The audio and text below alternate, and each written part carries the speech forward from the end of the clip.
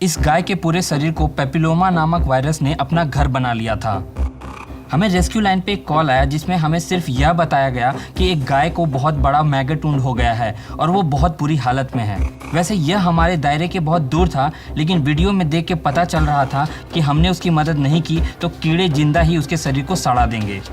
इस वक्त हमें बिल्कुल भी अंदाज़ा नहीं था कि उसे बहुत ही भयानक स्किन कंडीशन भी है। हमने अपनी तैयारी करी और तुरंत निकल गए। नमस्कार सर। क्या हुआ दोस्तों? उसको भी बड़ी क्रॉनिकल स्किन डिजीज है, बहुत ज़्यादा हालत ख़राब है उसकी, कीड़े भी पड़ गए हुए हैं जख्म में।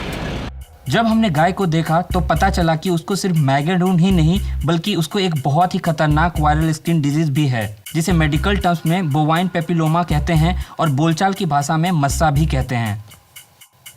गाय एक नहर में थी जिससे लोगों ने कूड़ा फेंक फेंक कर नाला बना दिया था, लेकिन वहाँ पे एक सब्जी वाले अंकल पहले ही उस गाय की मदद करने आए हुए थे।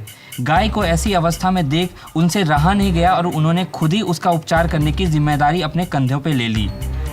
कीड़ों को मारने के लिए वो उसके घाव पर पेट्रोल डालने ही वाले थे कि हम वहाँ पे पहुँच गए और हमने उन्हें रोक दिया। अगर उन्होंने उसके घाव पर पेट्रोल डाल दिया होता तो गाय की स्थिति और ख़राब हो सकती थी। बेहतर यह है कि मैगट वुंड्स के लिए आप मेगासाइड या नेगासुंड का इस्तेमाल कर सकते हैं। कॉलर ने कहा था कि गाय बैठी हुई है पर वो खड़ी थी। कॉलर की यह बात सुनकर हम डार्ट गन नहीं लाए थे। हमने उसके सामने फल रख दिया। हमने सोचा कि जैसे ही वो फल खाने आएगी वैसे ही हम उसके गले में रस्सी डाल देंगे, पर जब हम उसको रस्सी डालने गए तो वो हमसे डर के भाग गई। साहिल भैया थोड़ा आराम उस तरफ करो ना, पानी है, तुमको भी तकलीफ हो जाएगा। कमज़ोर होने के कारण गाय काफ़ी सुस्त थी, इसलिए वो ज़्यादा भाग नहीं रही थी। हम भी ज़्यादा जल्दबाजी नहीं कर रहे थे क्योंकि पानी और पत्थर होने के कारण गाय के फिसल के चोट लगने का खतरा था। हम उसे पानी से बाहर निकालने में जुट गए।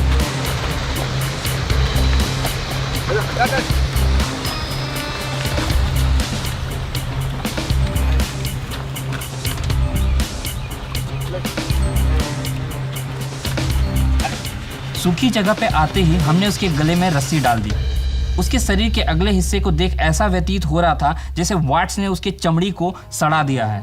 यह वाट कम नहीं था कि उसके कंधे पे बहुत बड़ा गड्ढा हो रखा था जिसमें कीड़े लग गए थे। वैसे तो वाट बीमारी में शरीर की खाल देखने में बहुत दर्दनाक लगती है, पर शुक्र की बात यह थी कि इसके होने की वजह से कोई दर्द नहीं होता है।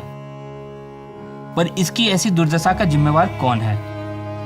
अब कहने को तो लोगों ने गायों को माँ का दर्द दे रखा है, पर क्या कोई अपने माँ के बूढ़े और बीमार हो जाने पर उसके साथ ऐसा करेगा? लोगों से पूछो तो वो कहते हैं सरकार को ज्यादा से ज्यादा गौशालाएं बनानी चाहिए, पर क्या यही बात लोग तब भी कहेंगे कि सरकार को ज्यादा से ज्यादा वृद्ध आश्रम बनाने चाहिए जब इंसान अपनी माँ को बेसहारा छोड़ देगा? अगर हाँ तो माँ इंसान की हो चाहे जानवर की, उस व्यक्ति को माँ बोलने का कोई हक नहीं है।